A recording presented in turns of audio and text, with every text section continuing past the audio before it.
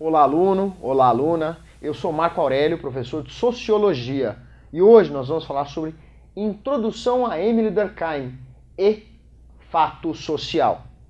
Émile Durkheim, nascido na França no ano de 1858, onde viveu até 1917. Foi fundador da escola francesa e ele era positivista, assim como Auguste Comte. Ele trazia uma combinação entre pesquisa empírica, isto é, aquela adquirida da experiência, do conhecimento, com teoria sociológica, ou seja, apenas teoria. Ele foi conhecido como teórico da coesão social, isso é, da harmonia social.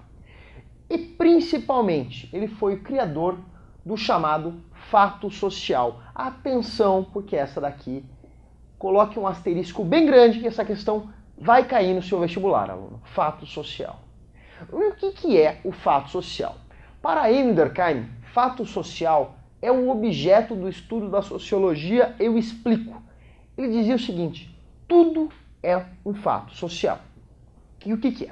São formas de agir, de pensar e de sentir do ser humano.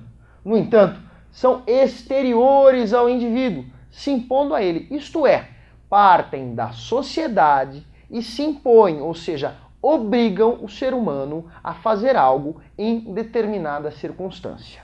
Ele nada mais é do que uma extensão da sociedade, uma vez que ele só existe onde houver uma sociedade organizada, uma organização definida, pois eles decorrem da vida em sociedade, daí são os fatos sociais, eles nascem da vida da sociedade.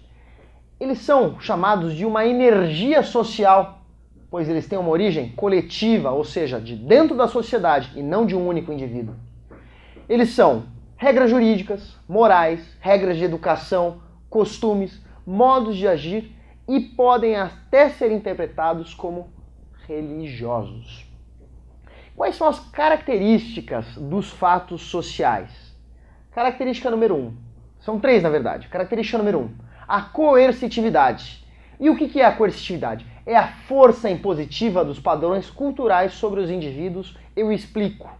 É a forma de impor da sociedade sobre cada indivíduo. Numa determinada situação, o indivíduo deve se comportar daquela maneira, ou seja, é como se fosse a lei. Característica número 2, a exterioridade, ou seja, é de fora para dentro, é da sociedade acumulando e afunilando no indivíduo. Ou seja, independem de adesão, o indivíduo não pode falar assim, eu não quero, esse costume eu não quero. Negativo, meus senhores. Isso é imposto pela coerção e é exterior, independe da vontade do indivíduo, independe da adesão, pois são padrões exteriores ao indivíduo que são impostos ao mesmo. E elas são, característica número 3, elas são gerais, elas são genéricas, pois existem em prol do quê? Da coletividade, do social, do conjunto, e são gerais. E elas nascem a partir de uma tendência. Porém, caros alunos, deveremos ter muito cuidado ao abordar o assunto fato social, pois o fato social eles não podem ser confundidos com pensamentos, com sentimentos coletivos, com elementos do próprio sistema psíquico individual, interno de uma pessoa. Estes não são considerados fatos sociais. Por quê? Eles não pertencem à coletividade.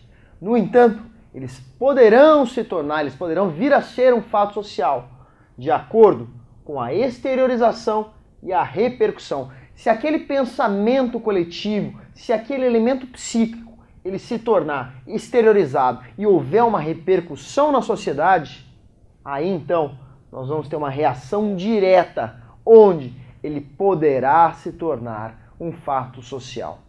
Com isso, aluno, encerramos esse primeiro tópico de introdução a Émile Durkheim e fato social. Nos vemos numa próxima oportunidade.